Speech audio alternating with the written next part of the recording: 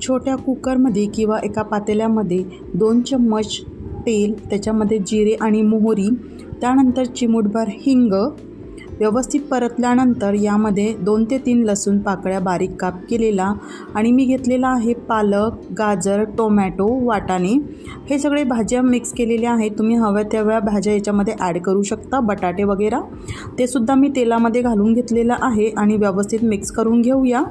म्हणजे तेलामध्ये थोडा फ्राय होणार ह्या भाज्या।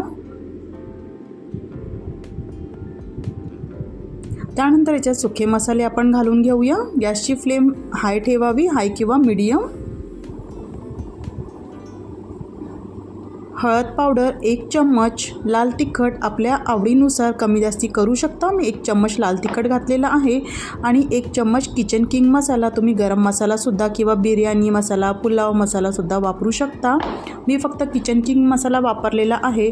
व्यवस्थित मिक्स झाल्यानंतर यामध्ये एक बारीक चिरलेला टोमॅटो घातलेला आहे। व्यवस्थित मिक्स करून घेऊयात।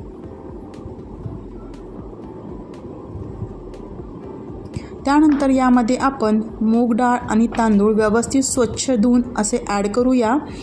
मी 1 वाटी तांदूळ आणि अर्धी वाटी मूग डाळ घेतलेली आहे। अशी आपली मसाला खिचडी आज तयार होणार आहे। झटपट आणि कमी वेळेचा हा पदार्थ आहे आणि खाण्यास तेवढंच हेल्दी आणि टेस्टीसुद्धा आहे। वर्किंग वुमन असाल तर तुम्ही संध्याकाळसाठी ही रेसिपी नक्कीच बनवू शकता। व्यवस्थित मिक्स करून घेतलेलं आहे। त्यानंतर याच्यामध्ये आवश्यकतेनुसार आपण पाणी ॲड करूया। लहान मुलांसाठी सुद्धा तुम्ही ही रेसिपी बनवू शकता। यामध्ये भरपूर अशा भाज्या व्यवस्थित शिजल्यानंतर त्या स्मॅश होतात आणि मुलांना तुम्ही भरवू शकता। शिजवण्यासाठी पाणी ॲड केल्यानंतर चवीनुसार मीठ आणि 1 चम्मच तूप घालावं। व्यवस्थित मिक्स करून घेऊया। त्यानंतर यामध्ये बारीक चिरलेली कोथिंबीर ॲड करूया।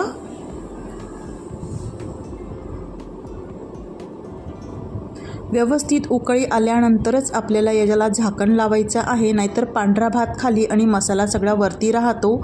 तर मसाला भात, पुलाव किंवा काहीही बनवण्याआधी व्यवस्थित उकळी येईल, संपूर्ण मसाले हे पूर्ण तांदूळाला लागत नाही तोपर्यंत याला झाकण लावायचं नाही। तुम्ही बघू शकता मस्त अशी उकळी आलेली आहे आणि याला आता आपण झाकण लावून घेऊया आणि शिट्या काढून घेऊया। कुकर व्यवस्थित थंड झाल्यानंतर आपण बघूया मसाला खिचडी आपली तयार झालेली आहे। गरमागरम मस्त तूप आणि पापड सोबत तुम्ही सर्व करा। व्हिडिओला लाईक करायला विसरू नका।